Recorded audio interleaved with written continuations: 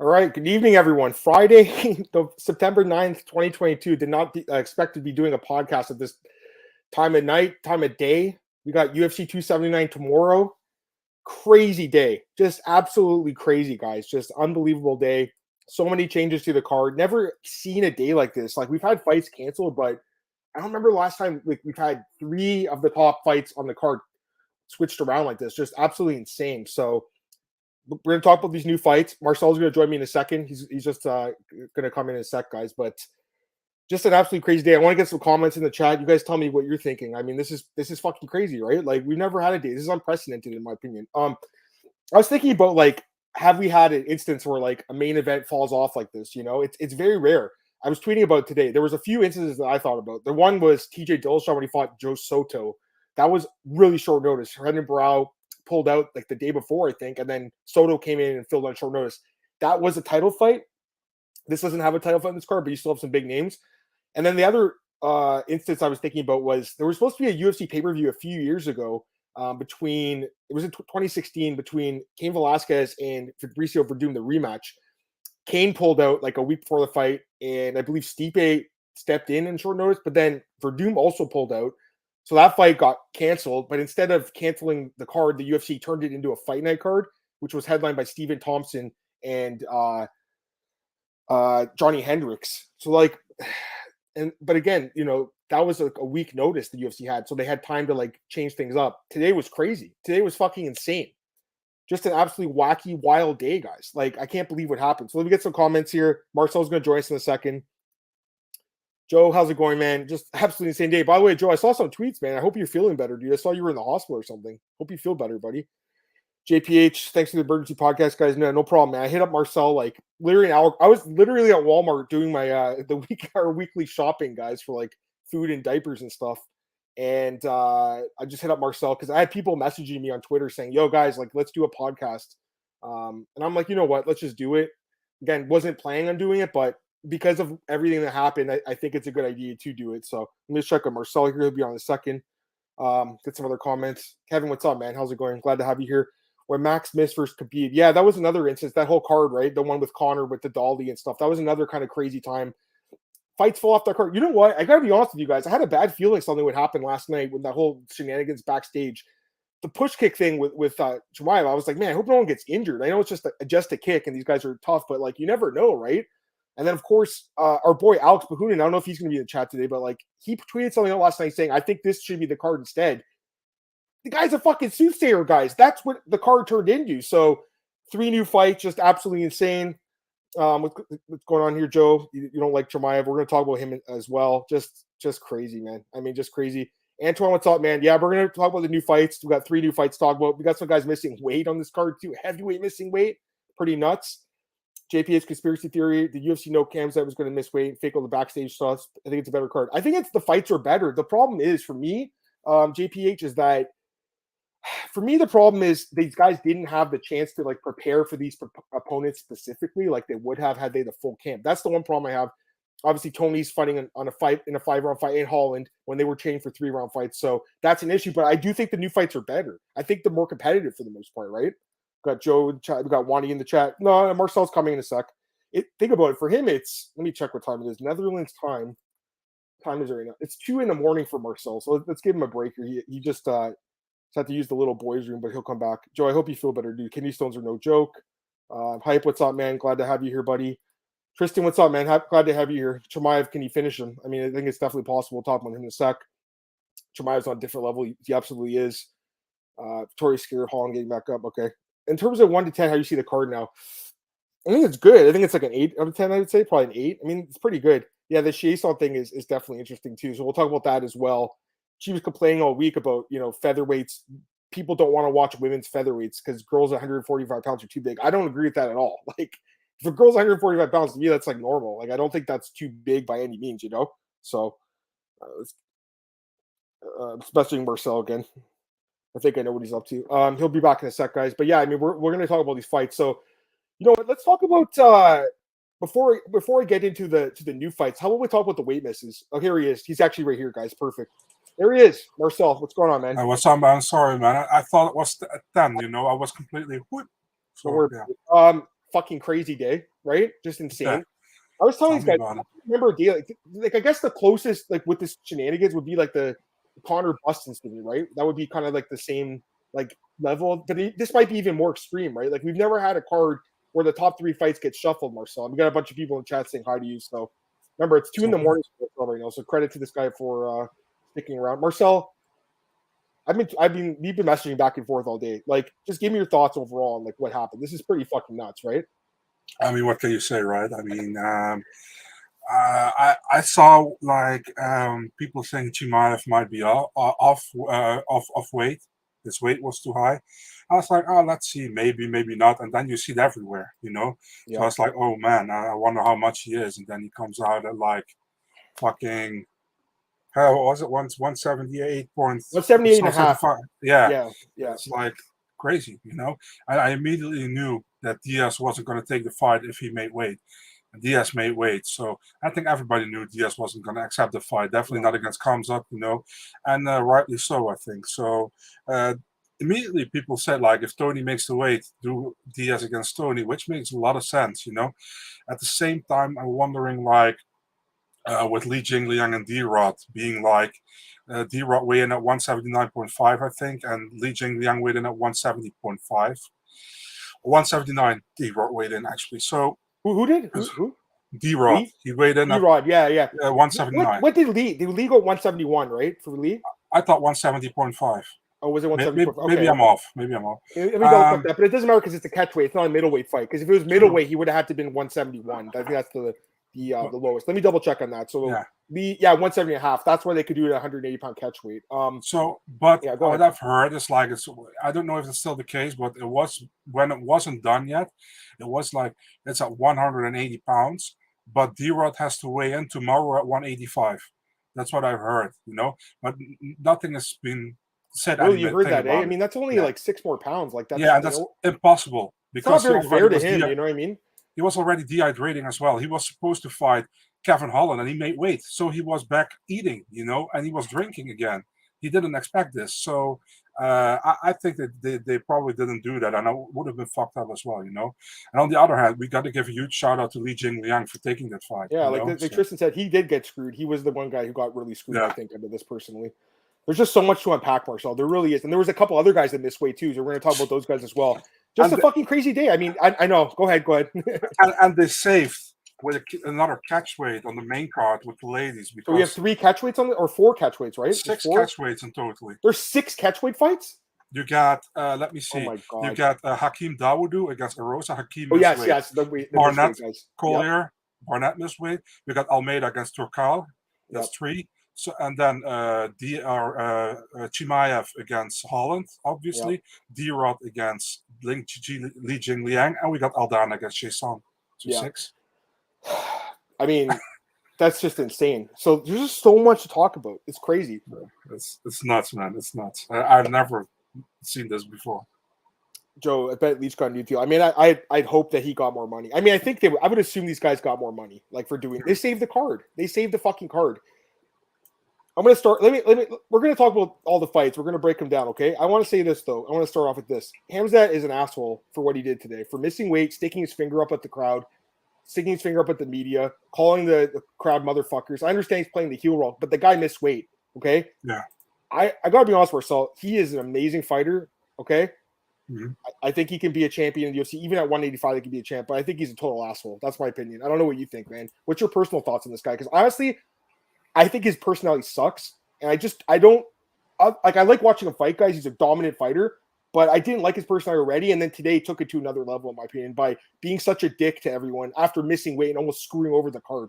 The card could have been canceled, guys. It could have been canceled, honestly. Marcel, just give me your honest thoughts on the guy. Just your honest thoughts.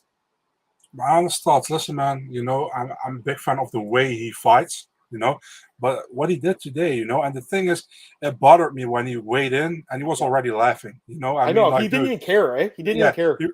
And the thing is, if the UFC treats you like the next big superstar, you kind of feel like you can come away with everything. You know what I mean? He thinks he can do everything, and as long as Dana doesn't do anything about it, he gets away with it. Because right now he's still on the card and he's fighting Kevin Holland. So I don't know what they're gonna do with. I probably think he gets paid. He probably gets fined with whatever. But actually, it's a new fight. It's a catch weight now. So apparently, he's not fined. I'm looking at MMA Junkie. They said that Chimaev. So Dawodu got fined 30%, and Barnett lost 20%, but Chimaev wasn't fined because it's a new fight.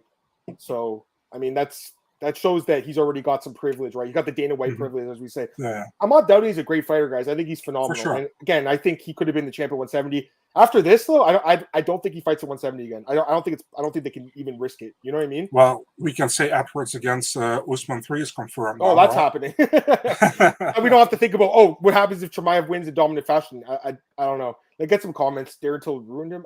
I don't know about that. I didn't like that tweet either. I didn't like that tweet today, Marcel. Bad timing. Terrible timing. I just don't like the guy's personality. Again, I think he's a phenomenal fighter. I don't like his personality. I think his fans are very they forgive him for so much shit that he does. They don't even care. Tomorrow, dollar store Shafka. I don't know about that, but Shafka's good. Good. The thing is, like, if he badly missed weight and he came out and he was like, "Listen, guys, this and that happened. I'm sorry. It's a horrible miss." And but the way he pretty much doubled down on it or whatever. Yeah, he conducted himself like a dick. Straight up. I don't understand it. He came on and said, "Listen, guys, I had problems cutting weight. I'm really sorry I missed weight." Like, what are we gonna say? Like, we're gonna sit here and shit on the guy? No, I mean, it happens. Guys miss weight all the time. It happens like every couple cards, someone miss weight.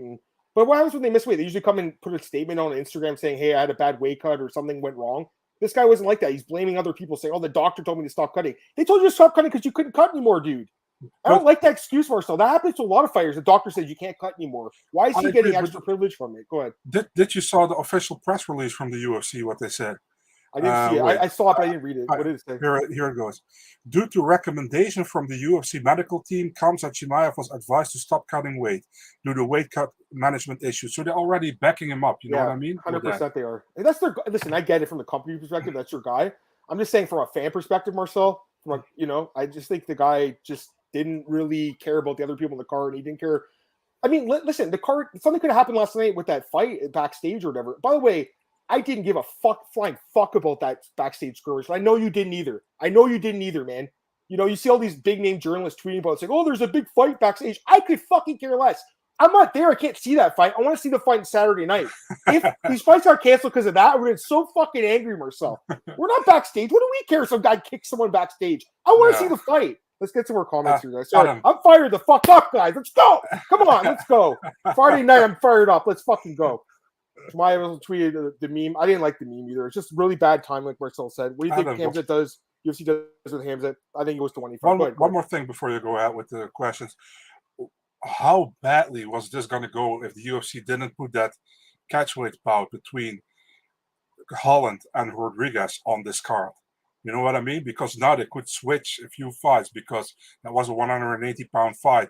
And they could even, listen, if Holland didn't want to fight Chimaev, they could have put Rodriguez against Chimaev, you know what I mean? And still keep it on the card. If that was a 170-pound fight as well, it maybe would have been fucked completely, So yeah, I know. You're right. They got lucky with that. There's a lot of conspiracy theorists out there saying like this was planned by the UFC to create the drama, and get more hype. I don't know about that. I don't think they would have did it like this. It's just too crazy in my opinion, Marcel. Get some more comments, guys, and we'll get into the fights in a second. Wonder Boy regrets not being in this card. Maybe. I mean, he couldn't take in the fight. They re-enraged just to get Bilal Muhammad a title shot. No, I don't think so. Tomorrow's and he isn't smart enough to play a corny character. And then what's his name? Tristan saying he speaks 3 languages. I mean, that does take a talent. I speak 3 languages as well, but I'm an idiot as well. So it's a lie about Glenn. It's a lie about him being told to stop cutting the night before. Why would he wait 2 hours to weigh in if true? I agree with Glenn. It's not true. I don't agree with it. Hey, R, what's up, man? Yeah, I mean, like the drama from today, I don't mind talking about, but the thing from backstage, I literally didn't care about that because it just seemed weird to me. Like I wasn't there. I didn't see it. Go ahead. The thing is, listen, if there was an actual news, the news was that there was a backstage, kind of a brawl with Kevin Holland and Chimaev, and Tiki got involved. They tried to separate them, and then the Diaz clan got involved.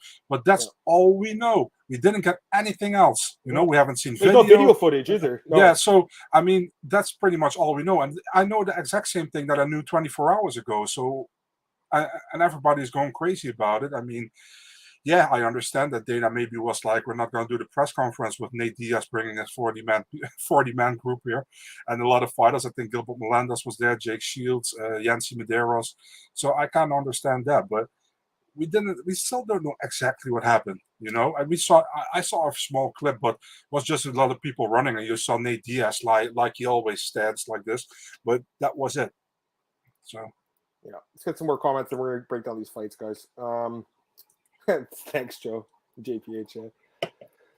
Torin, what's up, man? It's a blessing and a curse for Khamzat not to make weight because now we get Ferguson Diaz, who really gave. Who I agree. I mean, it's a better fight. There's no doubt. I just wish the guys got a full camp and prepare for each other. That's all I'm saying. It's a better fight. It is a better fight, right? It's a more competitive fight. I think, anyways, it should be. Holland fought for 5 rounds, thinking he can win the 4th and 5th king last time. We'll talk about that fight in a few minutes. Holland was talking mash about Chimaev. He was, for sure. And Chimaev talks shit about everyone, too. I don't mind shit talking Tristan. I don't care. I mean, if they're talking shit to you, that's part of the sport. My problem, Tristan, is he stuck his finger at the media after he missed weight, and then he stuck his finger at the fans today after they booed him after he missed weight. I just think that's really disrespectful. That's all I'm saying, Marcel. That's my opinion. Anyways. If you guys disagree, that's fair. He expected some cheers from the crowd. I knew they were going to boo him, dude. So yeah. Backstage shit doesn't matter to most, but to the fans, it's time and effort. It's a piss take. Yeah. Yeah. Imagine the fight got canceled, guys. Like, just they made it a fight night at the Apex, probably. That's what I'm saying. Like that. Well, maybe, but the thing was, like, there's always college football on tomorrow night. So, like, would they even had the TV ability to do that? They might have had to go on Fight Pass. They might have had to push the card back. We've had cards canceled. Remember John Jones when he turned down Chael Sonnen, right? Remember on short notice that card got canceled. What? Marcel, all those fights got pushed to other cards. There's that Singapore card that one time they got canceled too. Remember? Yeah, with Lamasa against PJ Penn. Yeah. But yeah, I mean, the UFC. You remember that was UFC 151 that Dan Henderson, John Jones won. Yeah. But the UFC had as a co-main event Jake Allenberg against Jay Haran. You know what I mean? So they don't learn from these things. And maybe now they had more name value on the card, but still it was not a big, huge card with not a title fight on it, And you had actually Khamzat against Diaz was the fight you wanted to have sell tickets for. They added Tony very late against Li Jingliang, a fight they normally never would have made it if they didn't need to stack the card more.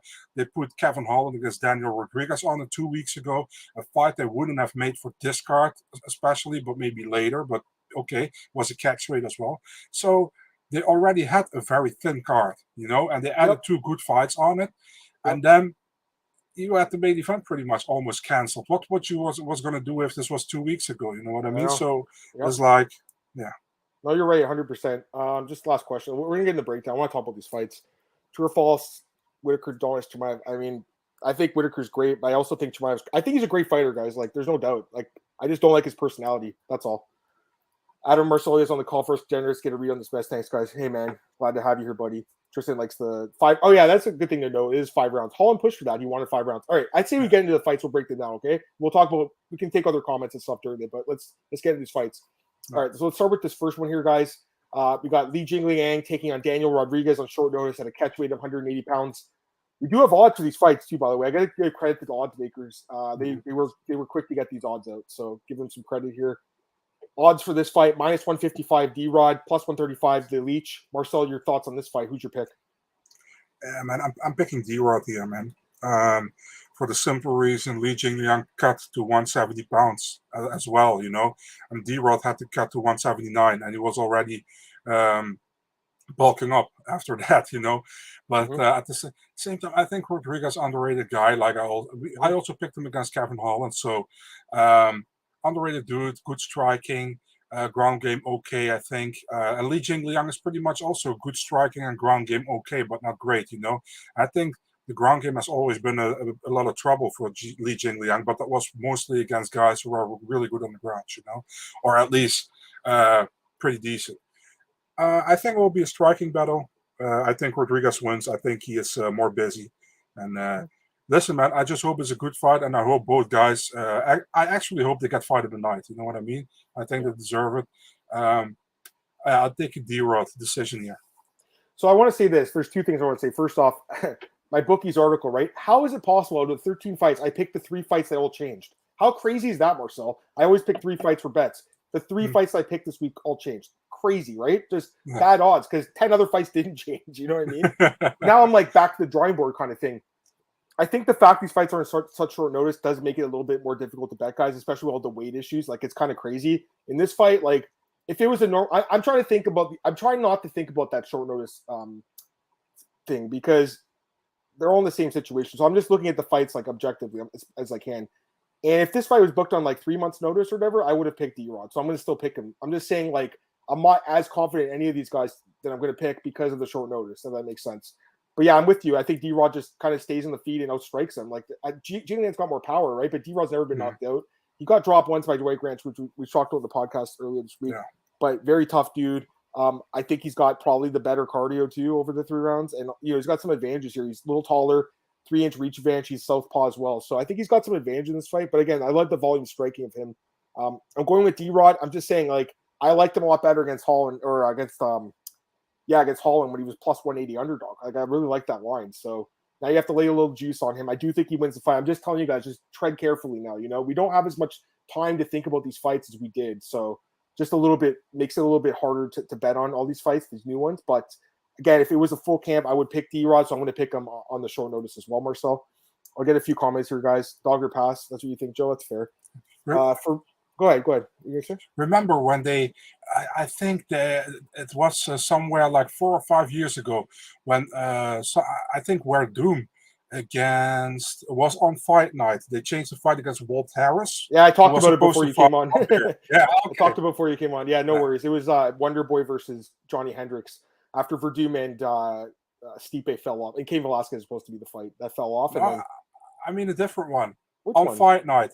I remember I think Walt Harris was supposed to fight. Oh yes, that's Godbeer. right. Yes. Oh, Godbeer. Yeah. Sorry, Marcel. I didn't mean to cut you off. That's a great point, actually. It's happened before. I'm just saying, for a main event, it's pretty rare, right? Like, for sure. It's just guys in main events don't miss weight very often. It's very rare. Not like this. I know Oliveira did, obviously, but what are you gonna say? Sorry. And not like this. It's like 7.5 like pounds. So many catch weights. Look, it's almost Bellator, I know it looks like a Bellator card, honestly, with the catch weights. Has there ever been a more controversial combination of a card? 151 is definitely up there for sure. And that was just a decade ago, like last week, which is insane. And Antoine said, "Thanks for doing the podcast." No worries, man. Glad to have you here, buddy. Joe says, "Leah's Chaos are very good strikers." He's a great fighter. I think he could win. I'm not saying he can't win. I'm just going to pick D-Rod. Michael Panza, what's up, Michael? Leach or D-Rod should be a banger. I agree. I think it's going to be a good fight. What's up, George? Happy Khamzat Nate blew up in Dana's face because it made no sense in the beginning. I agree. I mean, Nate's got a winnable fight now, right? He's got a winnable fight. We're going to talk about him. Kevin's talking about that Conor McGregor card that was crazy with the Dolly incident. D-Rod and Holland press. Yeah, it is weird, right? The whole thing that happened last time when Dana's like, "Hey guys, we're canceling the press conference." Just so weird, right? Yeah. Well. No worries, George. Glad to have you here, buddy. So yeah, it's just weird. All right, let's get into the fight now, Marcel. The co-main event, 5 rounds, guys.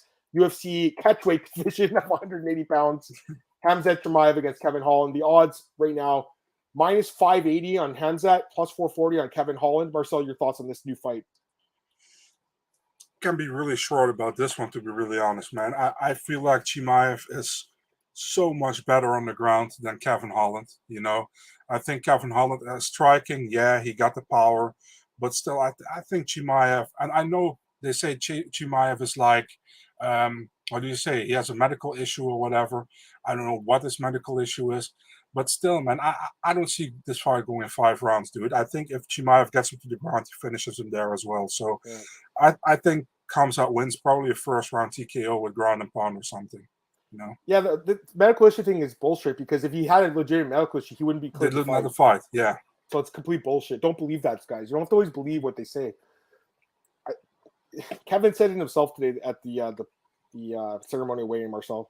Joe Rogan asked him, "What do you think about the matchup?" He said, "It's fucking bad matchup for me. It's a horrible matchup for him." I just pray that his manager got him a lot of money for this fight, guys, because it's a fucking terrible fight for him. It's so bad. This is exactly the thing that he went to 174, so he didn't have to do, to fight these huge wrestlers that could just take him down. Like we saw, guys, the blueprint's there to beat Kevin Holland. It's not hard to see how he's lost his fights. Like we've all seen him fight in the UFC. Obviously, extremely talented striker. He's got submissions. He's a talented guy. He's dangerous everywhere. I like Kevin Holland a lot, but the fights with Vettori and Brunson, even Dawkins, Marcel, where he got, I know there was the head clash of heads, but he still got submitted. That really should have been a submission. Anyways, those fights, and then also the Brendan Allen fight where he got submitted too. I think he gets submitted in this fight, guys. That's my pick, Marcel. I think he gets submitted. So plus 300 on Khamzat by submission. I'm going to take a shot on that tomorrow. What's the TKO? TKO is plus 140, so it's not bad at all. But I'm going to take a shot on submission. I do think he submits him. I think he takes his back and rear naked chokes him. Couldn't say the round, probably like in maybe first or second. I don't know. I think it's a really easy fight for Khamzat. I'm just being honest. Like, I hate this matchup for Holland. I'm saying. Yeah. So I think it's submission is possible as well. The thing is, there is bad blood between these two, and that's why I think that Khamzat, if he gets in a position to go for a submission, he rather slashes his elbows or his fists into his face instead of going for a submission. Maybe I'm wrong. You're right. Maybe it's. Anyways, I'm taking a stoppage here. I think for sure Khamzat wins, and I think early in the fight, I don't think he goes the distance, guys. Some people are asking if can Holland survive the 5. I don't think so, Marcel. I know he did against Vettori and Brunson, but to be fair, like, Vettori's not really a guy that finishes most people, to be fair. He's more of a guy that can win the decision. And then Brunson, he's got a lot of finishes, but to me, he's more of like a traditional wrestler too. But obviously, he's got a lot of knockouts. But in that fight, he obviously just wrestled him. Yeah, Marcel. I mean, I just think it's a bad matchup for him. I think it goes like the Li Jingliang fight. I think it plays out very similarly. Excuse me. So I think Khamzat by submission. I think he wins inside the distance either way. I don't see this fight going the distance, guys. I'm going to look for the round props. Maybe there's some crazy value on those too. Like, I mean, they're all plus money, right? Like, you're going to get plus money on Khamzat for props. I think he wins, man. I just don't see Kevin Holland winning this fight, guys. I really don't. Love Kevin Holland, but like, how would he win? He'd have to knock him out, right? Like, I don't see him submitting him from his back. And here's the thing: the reason I'm picking the submission too is because we've seen Holland get submitted. He's never been knocked out, Marcel. That's why I'm leaning the submission. He's been submitted a couple times, so that's why I'm leaning that way. I think plus 300 is really good odds on that. Maybe he gets fit. I think either that or ground and pound. I mean, that'd be my second choice, obviously, but I just think he gets his back, man. Like, Holland it's pretty tough, dude. I think he's going to be, but I just see this fight being like Khamzat taking him down, Marcel, and Holland on his back talking shit, but eventually just getting finished, basically. I think that's how it goes. So I just don't like the fight for Kevin. I hope he got a lot of money to take this fight. We get some comments here about this fight, guys. Catchweight division. I mean, it looks like it. He's got Marcel's at 6 catchweight fights in this card. It's crazy. Khamzat smashed on my Holland fan. I mean, I think that's how all of us feel. Happy for JLY. Who's JLY? Who's that? Who's JLY, Marcel? Let me see JLY. Where's the comment? I don't know. Still got a lot of Jingliang or something. I don't know. Jingliang, I think, yeah. Okay. Never seen Khamzat in 4th or 5th round. Yeah, I mean, it's true. Holland has death rounds versus Marvin in 4 or 5. Yeah, it's true. I don't know if it goes that long though. I got to be honest with you. I know Kevin wants the 5 rounds because he probably thinks he has a better cardio, which he might. It's possible, especially after this horrible weight cut. I mean, it's possible the conditioning is going to be a concern if it goes that late. But I got to be honest for so I think this is not going to go that long. I think it's like the Li Jingliang fight that ended in the first round, right? The Li fight, or is it second? I can't remember now. First round. First round. I just don't see it going. I guess it could play out like John Phillips fight where he got grounded, pounded, and then submitted. It could play out like that too, Marcel. So you could be right, kind of, and then be wrong at the end. But Holland has a better chance than Diaz, though, right? Against Khamzat, I think so. I agree with that. I would agree with that. Yeah. He's got more weapons probably, and he's more in his prime. But I still hate the fight for him. The odds open at -1,000. I actually kind of feel like that's where the line should be, to be honest with you. It's 580 right now. Like, I think it should be a little higher. Unfortunately for Holland, hope he got paid well. Yeah, I mean, 100%. Holland's best chance if Khamzat loses it mentally, seems to lack control. Possibly. Holland only cares about money. True, Jovac, very true. Marcus, what's up, man? Do you think D-Rod be harder opponent for Khamzat to beat than Holland? Hard to say because I think D-Rod's got great takedown defense, but again, I mean, Khamzat's the next level of wrestler. So I kind of feel like it'd probably play out the same way. The only thing is, like, D-Rod's never been finished. We've seen Holland get submitted before in the UFC. That's why I think that's the way the fight goes. Like, I feel like D-Rod has just shown as many flaws in his game. Like, he only lost the fight with Dalby, which was a robbery. Like, he should have won that fight. That's the only fight he's lost in the UFC. Whereas Holland's lost 4 fights in the UFC. The Thiago Santos fight, remember that fight in short notice? He got taken down. He was talking shit off his back, got taken down for 3 rounds. That's when Dana White called him Big Mouth. That's where he got the nickname from. And then you had obviously the fight with No. Vettori and Brunson, same thing. And then the Brendan Allen fight, Marcel, he got submitted in that fight too. People forget about that one. And the Dawkins fight where it was a no contest, but he got submitted before the no contest. Go ahead. He actually got respect for that Santos fight. He got the big mouth from the Contender Series. Oh, did he? Okay, fair enough. The Will Santiago fight? Yeah. Hands that push kick. I mean, he's going to try it, right? Hype likes the submission prop. Me too. Sprinkle Khamzat in rounds 4 and 5. Let me take a look at that. What is that? Khamzat 4 and 5. Oh, that's like plus 1,600, plus 2,200. I mean, it's crazy, but I think it could happen. I mean, it's possible. Holland could be tough enough to survive and then get finished. How can you have confidence in unfocused, unprofessional Khamzat? I just think he's the much better fighter, George. But you're right. I mean, there's a lot of red flags, obviously. I mean, there's no doubt about that, man. There is no doubt about that. You'd have to talk about Holland's only chance. True. Holland said Megan got paid. I mean, I hope so. I'm glad to hear that. If Holland upsets Khamzat, who'd you book Holland to fight at 170? I mean, I'd book him to fight Colby for the title shot, probably, right?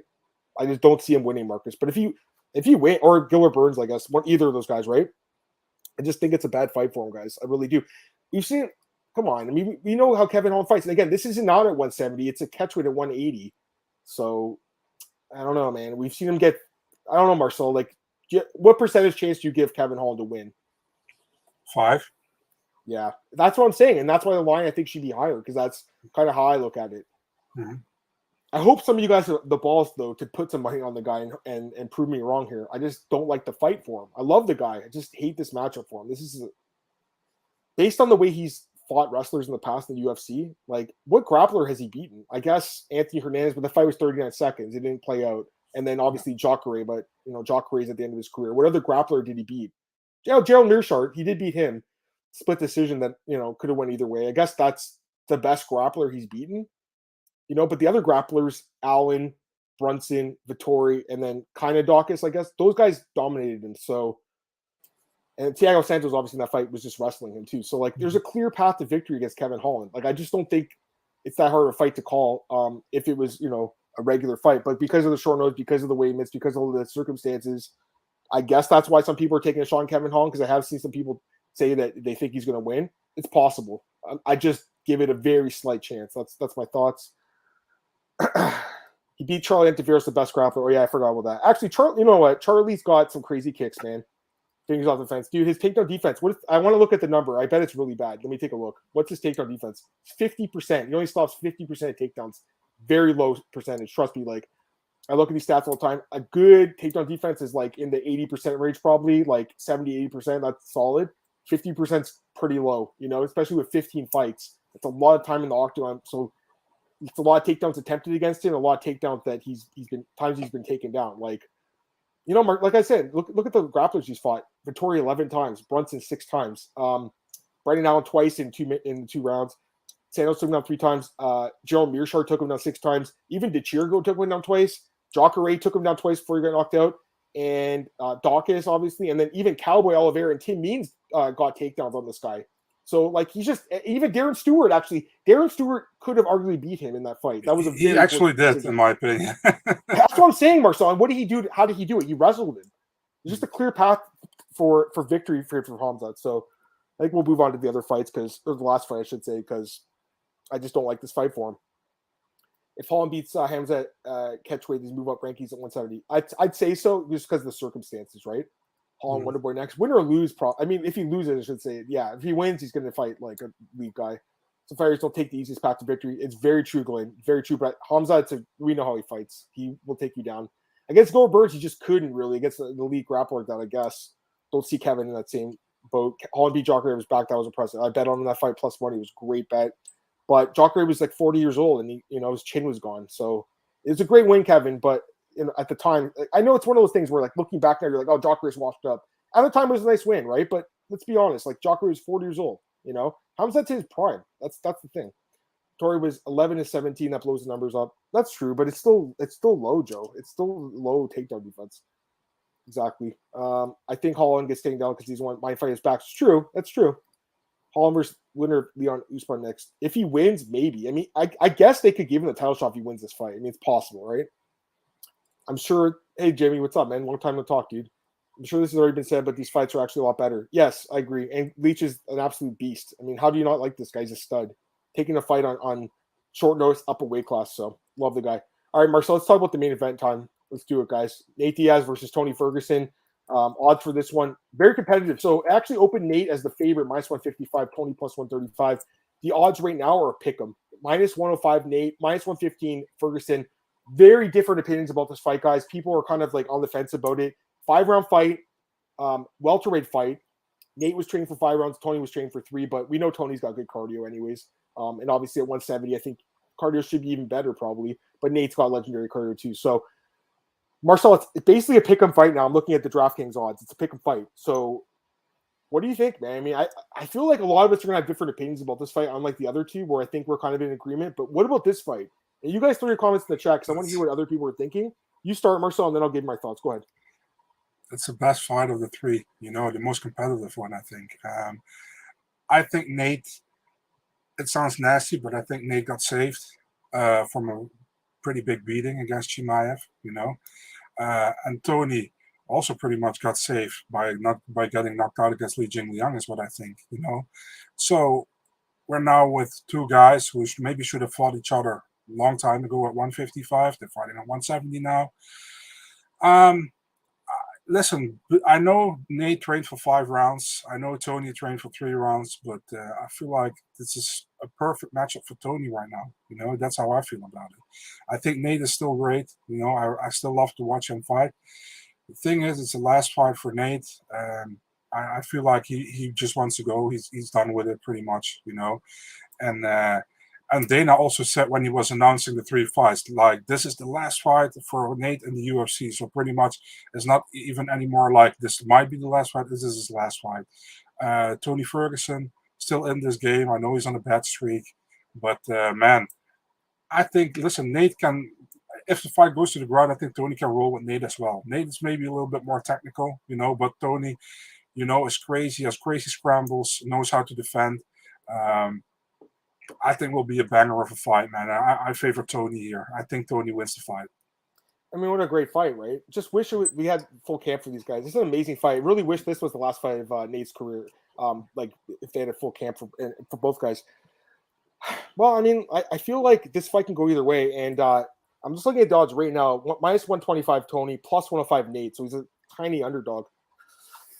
They're both good fighters. Like obviously they're both struggling, right? Like they're both.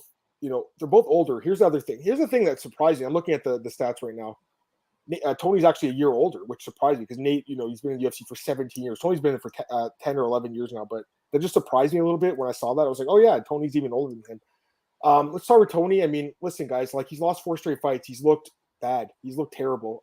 The first round against Chandler, I'll give him that. He did look pretty good in that round. There's no doubt. Then he got brutally knocked out. This was only 4 months ago. Coming back really short notice. I think that's why a lot of us were picking Lee to knock him out again. Darius fighting Oliveira. I mean, those are just really 2 strong grapplers. I don't think Nate has the same like pure wrestling those guys have, I guess. So I don't think it plays out like that. But I feel like it could be like the Justin Gaethje fight where it's just an absolute war.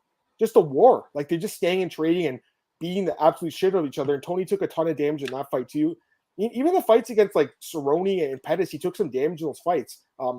A lot of his fights, guys, he's taking a lot of damage in too. So, like, yeah, Nate's eating a lot of damage, and so is Tony.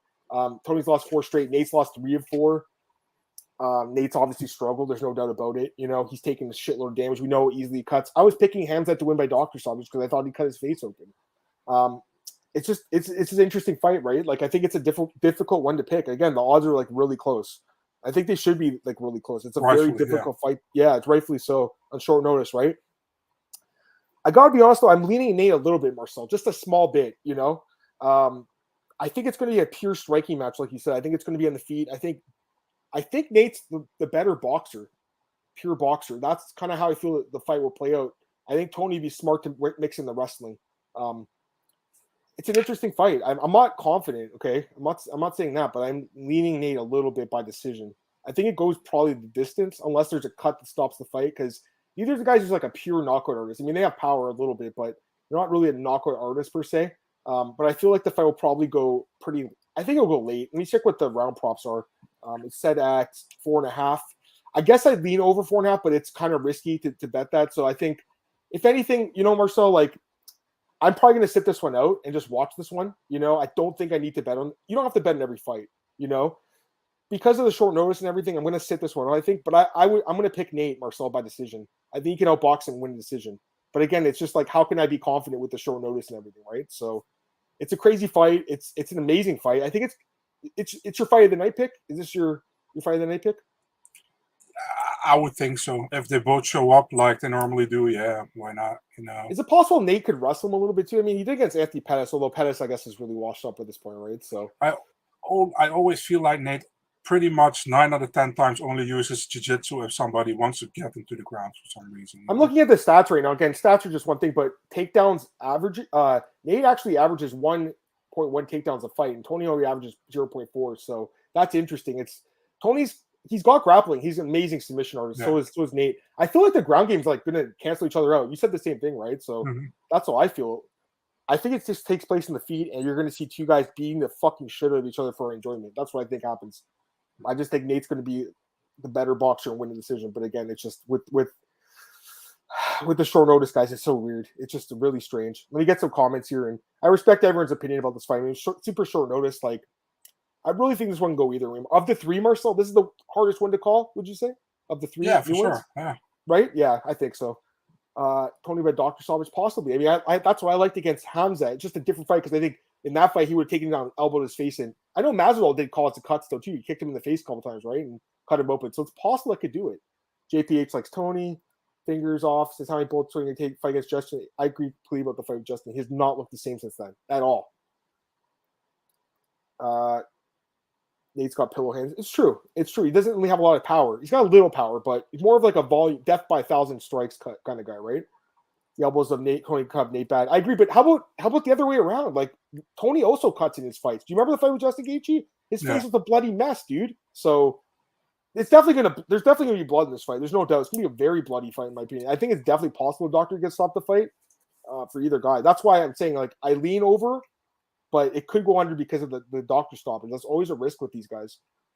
What's up, David? Cannot find a new episode embedded. I don't know. You seen it, Marcel? Have you seen it? No, somebody else asked me as well. Probably the UFC waiting to release other footage, I think, Maybe they have the backstage footage and they're going to show that. Who knows? Tony's a bad match over Nate, Michael says, because Nate's good. Nate's good. I just think Tony's, if not better, a little more tactical, possibly. I really think Nate's boxing is really good. Like, I'll say that, He hasn't looked good lately, but let's be fair to Nate. Both guys, they fought Marcel. Look at who they lost to. You can't take anything away from either guy. Like, losing to, like, Edwards, Masvidal, and Connor, those are not bad losses. Or Chandler, Dariush, Oliver, and Gaethje. They've lost to, like, literally the best guys at 170 and 155. That is the other thing I'll say is, like, Nate's been fighting at 170, Marcel. He's been fighting big, or not all of his fights, but the Connor fight and obviously the Leon Edwards fight. Guys, the last time we saw him fight, he did go 5 rounds with Leon. And he did rock him bad in the 5th round, and the strikes were close in that fight. I think with Leon winning the belt looks a little better on Nate, right? When you say, Marcel, the fact he went the distance looks a little better on Nate. I know he lost the fight, but yeah, but Edwards pretty much got dominated besides round 1 against Kamaru Usman, and then he got that Hail Mary knockout, which was beautiful. Don't get me wrong. So it's difficult, man. And MMA math never works. Never works. No, 100%. I agree with that. Inside low kicks, elbows from Tony could be the difference. Possibly, for sure. Tough. It is a tough fight to call. Kevin says Nate looks soft. I thought he looked okay. I personally thought he looked okay, but that's totally fair. You should put Nate's picture from Getty next to his most recent picture of Getty, and you see the difference, man. Nate, do that right now while I'm talking if you want. I don't have Getty, but I know you do. I think we have it at work, but I don't have it here. Did you catch Laura Sanko saying Norma Dumont got a dump truck of the wings? I didn't hear that, but they were drinking Modelo's. They were having fun. Laura's funny. I like Laura a lot. She's great commentator, knows the sport really well. Doesn't even matter if she's a girl. People are like, oh, she's a girl. Like, she's just a great commentator, regardless of the gender. Nate did look great at the weigh-ins. He's been fighting 170 for years. Tony hasn't fought 170 in 10 years. The last time he did fight was who was it? His debut fight against Ramsey Nijem. We talked about this. Remember, Marcel? And he knocked him out. Yeah, Norma's. I think she's a good-looking girl too. I agree with you, Tristan. Personally, I hope Nate got Nick and released the UFC's part of the negotiations. CBD sponsors pay more. I doubt it, but who knows? Tony hasn't won decisions since 2015. That was against RDA, right? So that's something to keep in mind as well. Nate's done his best work lately in close versus Connor and Pettis in the clinch while in mauling. True, that's a good point. Marcel, what do you think of? Oh yeah, we're gonna talk about that fight in a second. Tristan, we're gonna talk about the other fights that got affected as well.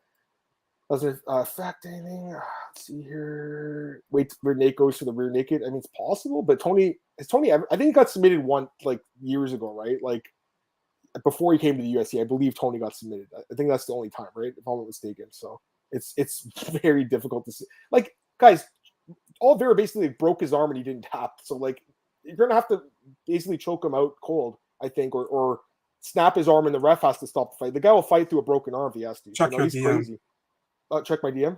Yeah, you wanted to see the picture, so I put it next to each other for you. Send it to the other one though. Send it to the odds breaker. Yeah, because I have it on this computer. Okay. John Doe doesn't like Khamzat. I think he still wins, John, but I don't blame you because of what happened today. So there was one sec, Marcel. There was blood props for the other fight. I actually asked Adam Burns and Dave Mason at Bet Online to put them up, and they did it. So there was round props for the blood.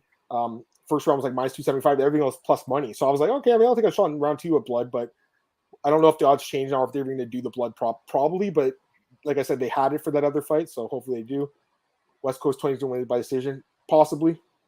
Making Marcel do his work when he's sleepy. I know. I mean, all right, let's pull this up. That's today and yes.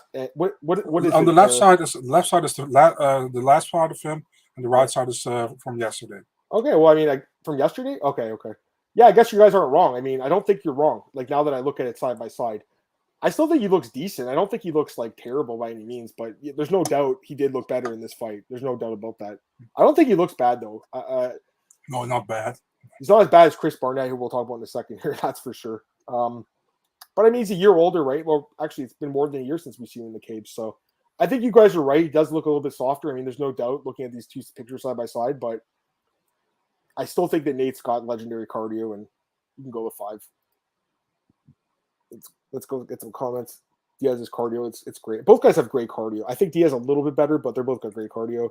Doing the Brunson pose. Yeah, I know he was. This is the same on catchweights. It's weird. Yeah, Bellator prelims. Exactly right. It's exactly like it. Yeah. Or Laura. I think they got to get her on the broadcast. They got to get her behind the mic. She's great. She knows the sport really well. I'm talking about like a fight night.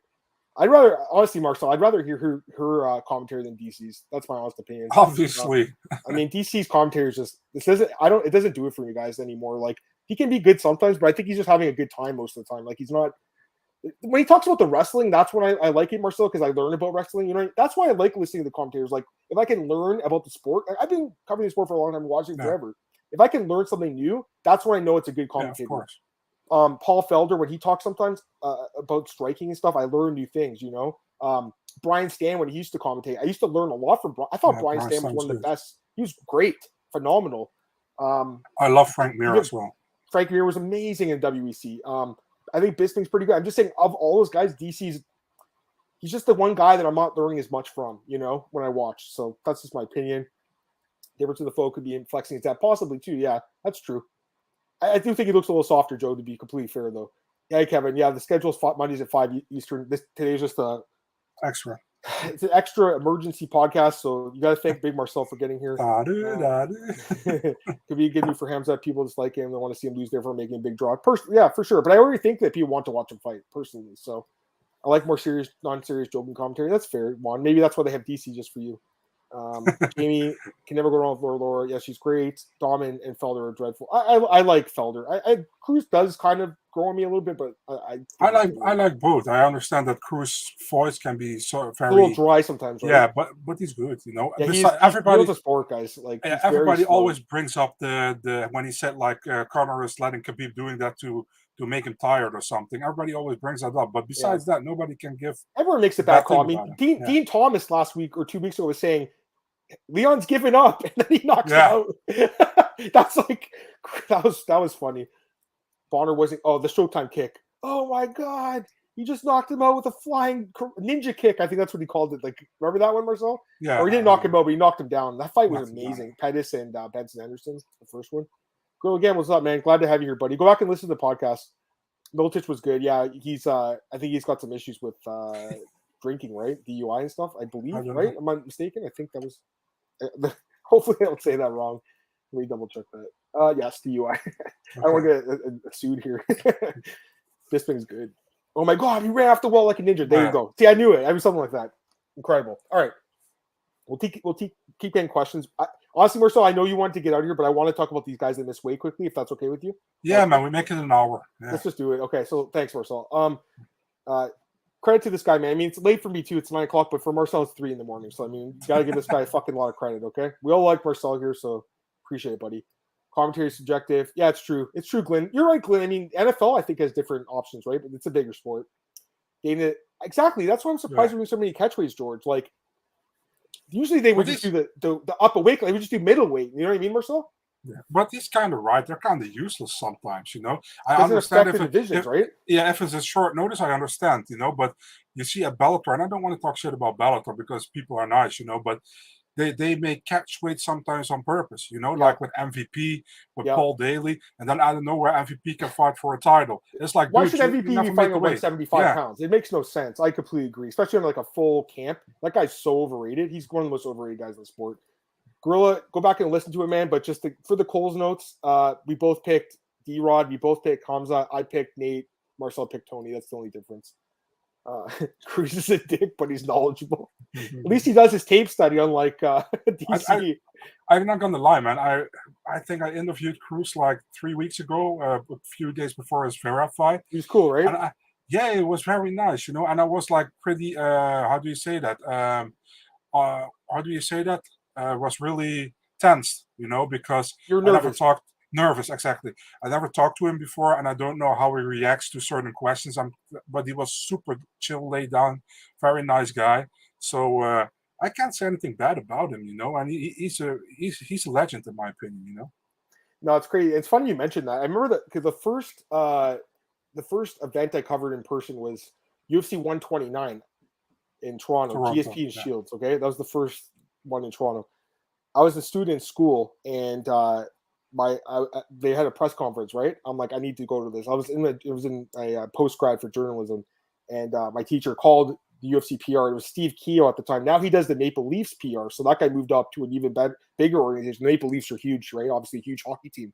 But they called him up and they said, "Yeah, get him over here." So I got to meet some guys. Like there's some people that cover the sport then that still do now, but not a lot. But it was cool to be there, and it was my first one. So I go there, and all these guys from all these media places in Toronto are there. Dana White's there. I got to meet Dana for the first time I was at a presser. I got to meet Dana. But it's funny because they're like, okay, guys, like the presser's over, and all these guys are there, GSP and everything. They're like, okay, GSP is going to do a scrum. Literally, I turned my shoulder, Marcel. GSP's right beside me. I don't know if I've ever shown you this picture, man. I got to show you this classic picture of me, Marcel. It's so funny. So he was there. Sean Pearson was there. Sean Pearson fought Jake Ellenberg and got brutally fucking knocked out. I don't know if you remember that. And then Claude Patrick, another guy, was there, and he was fighting. Claude Patrick fought Daniel Ninja Roberts, I think that's the guy's name. Yeah. Remember him? Yeah. So where's this? Yeah, Claude Patrick is the guy with the most horrible autograph in MMA history. I've heard. Just to see.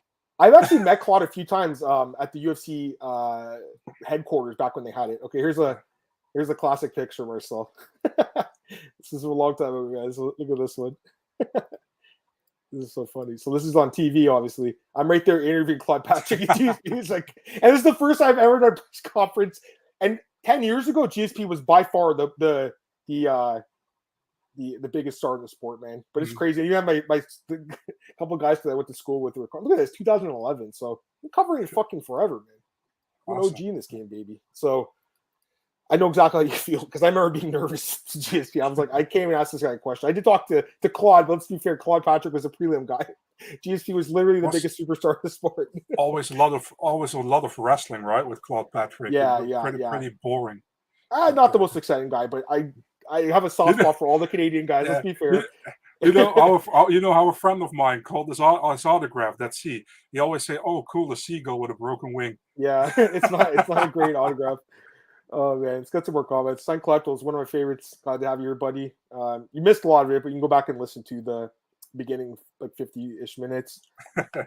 Khamzat's MMA number one enemy at this point. For a lot of people, it feels like that way. I mean, maybe his hardcore fans not. But I think John Jones still, right? It's got to be John, right?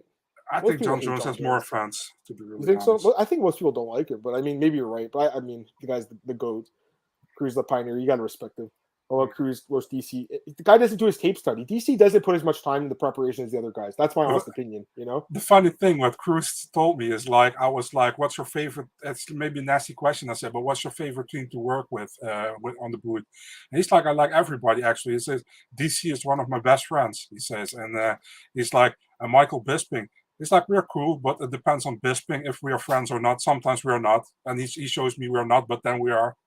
Yeah, he's just roasting his friend. That's fair. Yeah. What's your thoughts on Ariel tweeting Dustin Poirier told? Oh, yeah, this is another thing. I don't know if it's true. I mean, maybe they text him like, hey, we don't know if this fight's going to happen. Can you come? But it doesn't make sense because, like, how could he have got there? Like, he's going to fly from Florida to Vegas. That's like, what, 4 or 5 hour flight, I think? Also, what did you think? What did you think about Ariel's tweet where he's like, everybody's praising Dana, but we should praise Hunter Campbell? I saw that too. I mean, he hates Dana. It's so obvious, right? Like, I mean, that just – I agree. I think Hunter Campbell is the chief business officer. So he's ultimately one of the guys that's like, okay, we're going to give this guy a raise or we're going to give more money. He's probably the guy that was like, all right, give Holland whatever he wants or Nate. But how could you not give Dana credit too? I mean, but I really think it's at the end of the day, you have to give the fighters the credit. Like exactly, the fighters. Nate, everyone except for Khamzat. He's the guy that screwed everything up. So don't give him any credit. He doesn't deserve any, but the other guys do. I agree. I'm just being a hater today. No Poirier, please. Yeah, the fights are great. I don't think that's going to happen. Also, Masvidal too. His management saying he wanted to go take the fight. I don't get it either. The Poirier thing didn't make sense. It just didn't seem right. Who would get cheered? Usman or Khamzat? Usman, 100%, right? Usman. After this, yes. Oh, yeah, for sure. All right, I want to talk about a few other things here, guys, before we get out of here. So let's talk about the other guys that missed weight and also that catchweight fight. So first off, let's talk about the catchweight really quick. Macy Shates on 139.5, Aldana at 137.5, but like half an hour before that, they had announced that it was going to be a catchweight. So I would assume it's from the Shates on side because she came in heavier, right? So do you have any thoughts about this? Like, I honestly think that they're both struggling, you know, because if you don't struggle with cutting weight, you're not going to agree to a catchweight fight. You know what I mean? You make the weight and you're like, fuck it, I take your 20% or 30%, you know? So Macy came in, I think, 139.5 and Irene come in 137.5. And it was still 30 minutes to go. Would she be able to cut that 1.5 pounds? Aldana, I don't know. You know, so I think that was also like maybe like with Aldana was like, do I gonna get it? Don't I gonna get it? Do I how do you say that? Do I risk it that I miss weight? You know what I mean? So why not do a catch weight if she also struggles? You know, but I don't know. It didn't really change my thoughts on the fight personally. Does it change your thoughts? No, me neither. But the thing is, like, people are like, who wanted the catch weight? I think they both wanted it at the end of the day. They should have did this at 145 anyway. I just don't see why these girls aren't fighting at 145. Amanda's the champ of both divisions. Yeah. So what's the point of fighting 135? And now at the catchweight, I mean, they can't get a shot at 135. They probably have to fight at 145. And I just think like Aldana is screwing herself really. I think because remember she knocked out Caitlin Vera, right? Yeah, I think Caitlin's passed her in the rankings, Marcel. Yeah, I see Signed Collectibles one said Macy asked for it. I'm a junkie said. The thing is, I think she did, but the thing is, Aldana could have said no, just do the bantamweight limit. You know, if she was confident she was going to make the bantamweight, and if Macy didn't make the bantamweight limit, Aldana could still say we do a catch weight, but at least she would get paid. Plus, she got a part of Macy's. You know what I mean? So I think she also couldn't. She had the difficulties to make weight. You know? And there's some people saying that kind of same thing. Like she also probably wanted it. I agree. I'm just saying. Like, I kind of agree with who is it? Someone said something about like her wanting the extra pay. I mean, I think if she could have pushed and got to that weight. Remember that time Tim Means missed weight against someone? He also missed weight, and Tim went back and caught that extra pound to get the money. I think that's smart. You know, you're getting 20% of your opponent's purse. Like, of course. So I think it's always smart to do that. The other fight that was kind of weird was Norman Dumont and Daniel Wolf both needed the box. It looked like they're both missed weight. Daniel Wolf, by the way, she looked really big at the weigh-ins, Marcel. Didn't she look big? Huge. She looked massive, guys, like fucking huge. So that fight, I obviously favor Norma, but honestly, like maybe it's a harder fight to call than we're saying. I don't know. Like I'm picking Norma, Marcel, but there's other favorites in the card like Collier and Almeida, who I'm both more confident in. I want to talk about that fight with Collier right now quickly. Chris Barnett missing weight, second ever heavyweight to miss weight, guys. 167.5 pounds. I was watching the weigh-ins. I saw him standing in the hallway, and he was using a towel to wipe the sweat off his face. I was like, what the fuck's going on? Yeah, and he missed weight. Guy's 5'9". He weighs 267.5. He can't make weight in the UFC heavyweight division. I mean, that's really unprofessional, in my opinion. Like, listen, I understand the guy's been through so much. Like, obviously, we talked about the passing of his wife. That was before his last fight, by the way. Some people were saying that just happened. No, that happened a few months ago. obviously still affects him. It would affect anyone, okay? But he signed the contract to fight this guy and be a pro and make the weight, and he missed weight. So he ends up getting fined. But Marcel, isn't it kind of shocking he didn't go back and cut that extra pound and a half? Could he not do that? Could he not put a sauna suit on and sit in the sauna and cut an extra pound and a half of water? I mean, he's got extra water for sure, right? So, yeah, well, I feel bad to talk about the weight of Chris Barnett because I'm a fat. I said the same thing. Like, I'm not, me and Marcel are not like skinny guys. Okay, we're not. But these are professional athletes. I think it's a little different. Yeah. So it's. I mean, the only guy who would be happy about it probably Justin Tafa, but because his record is out of books now. Yeah, man, Barnett, the thing is, the dude came to the UFC from 300 pounds. He fought at 300 pounds before, or 315 or whatever. So for him, it's all he has to cut, and he's just a big dude, I'm not going to call him fat because I'm fat myself, but he's just a big dude, So what can you say? It's like people say maybe heavyweight shouldn't have a limit, but the thing is, if you don't have a limit, you can get like guys like 50-pound guys. Yeah, like you just lay on top of you. It's not like boxing, right? Mm-hmm. Like you can just lay on a guy in MMA. And we saw that in Pride back in the day. And also the UFC's also had super heavyweight fights. I want to say Josh Barnett fought in a super heavyweight fight once, way back in the day. Am I correct, Marcel? I believe he did.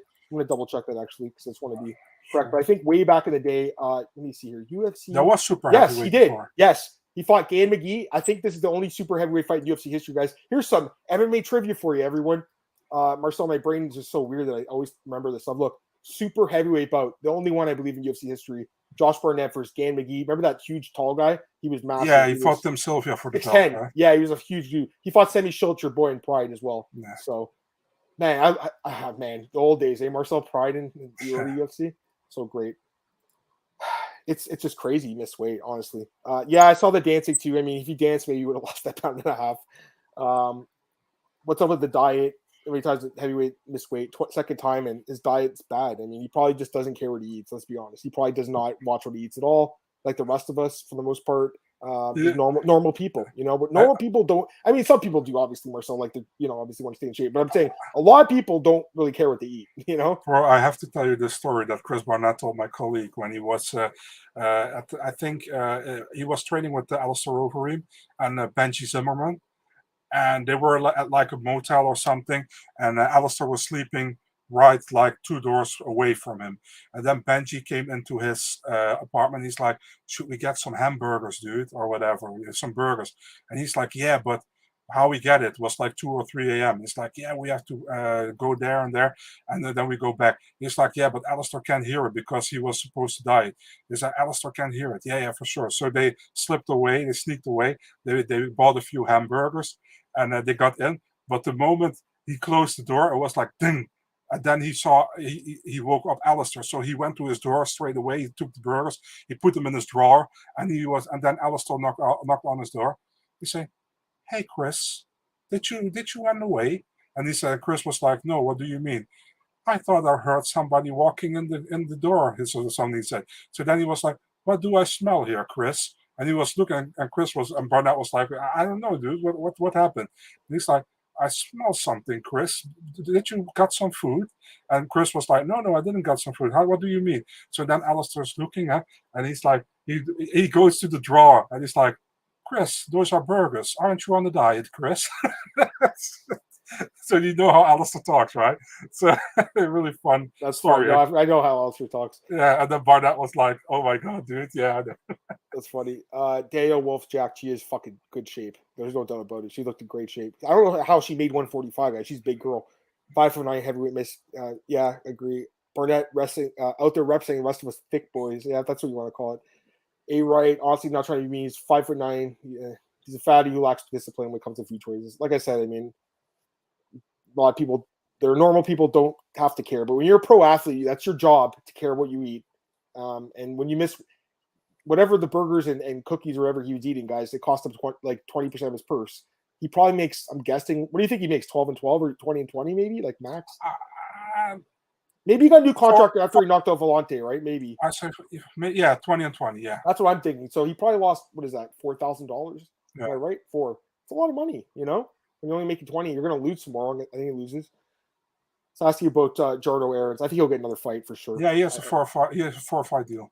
So yeah. Yeah, I mean, let's be honest. He's got to win at least one of those fights to get another one after that. But like he'll get at least 3 fights, I would assume. Mm-hmm. The only other guy that missed weight, Hakmeem Dawodu, that was a little surprising too. I don't think he's missed weight. I don't believe. I wouldn't guess that he would miss weight. No, I was surprised, and he got that mean look on his face. Do the face. Do it. Probably you guys are better at than me though. The funny thing is always like he's always looking like this. And one time the camera was filming him, and he didn't notice. And he was like to his coaches, he was like, yeah. And then he saw the camera. He was like, "That's funny. That's funny. I like Hakeem." All right, that was a Canadian. That's true. All right. I think that's it. I mean, like we've did enough. I think talking about this. It's going to be an amazing card. I can't believe it's tomorrow. It's going to be great. Friday night podcast was fun with you, Marcel. I enjoyed doing it. My guy, tell everyone where they can find. Actually, let me get this last question, guys, because there is a last question. I'm going to take this before we get out of here. Do you think we'll see JLT Almeida commit to 205? Yes, because he came in like what 216 today, I believe. Yeah. So I think so. Yeah. Imagine UFC in London this week. Commission canceled the card. They did the boxing. I mean, it could have been bad, right? Like if that wasn't their fault, but obviously the Queen passed away. Anyways, Marcel, let's get out of here. Plug your stuff. Let's go, buddy. Big Marcel 24, Twitter, Instagram, and Eurosport.nl mixed martial arts section. You guys can follow me on Twitter at Madam Martin, podcast at MMAOB.com. Like, share, subscribe, tell your friends about it, guys. Enjoyed everyone coming in that emergency session today to talk about UFC 279. Just an absolutely fucking crazy day. Just really one of the craziest days in UFC history, in my opinion. I'm glad to be here with all you guys to share it and talk about it with you guys. But let's just hope for some amazing fights tomorrow night. I mean, on paper, it's a really good card. I think it's an improved card. Somehow it got better. So let's just pray that all these fights do stay intact. No one, gets sick overnight and we lose a fight. So, all right, guys. Really appreciate everyone joining us. We'll be back Monday, 5 p.m. Eastern for the next podcast. Peace.